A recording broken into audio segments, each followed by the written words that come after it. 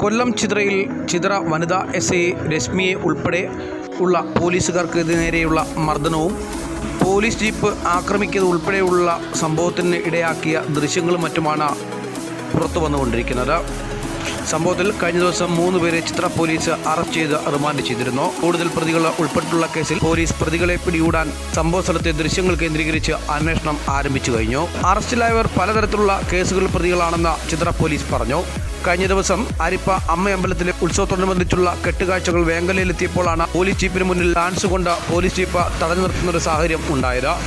ഏറെ നേരം ഹോണടിച്ചിട്ടും മാറാത്തതിനെ തുടർന്ന് വനിതാ എസ്ഐയെ ആക്രമിക്കുകയും അസഭ്യം പറയുകയും മോശമായി പെരുമാറുകയും ചെയ്തത്. തുടർന്ന് പോലീസ് ജീപ്പിന്റെ ഡ്രൈവറെയും ആക്രമിച്ചു. ഈ സംഭവത്തിലെ പുതിയ ദൃശ്യങ്ങളാണ് ഇന്ന് പുറത്തു വന്നിരിക്കുന്നത്. സംഭവവുമായി ബന്ധപ്പെട്ടുള്ള ദൃശ്യങ്ങൾ പരിശോധിച്ച് കൂടുതൽ പേർ ഈ സംഭവത്തിൽ പ്രതികളാവുമെന്നാണ് സൂചന.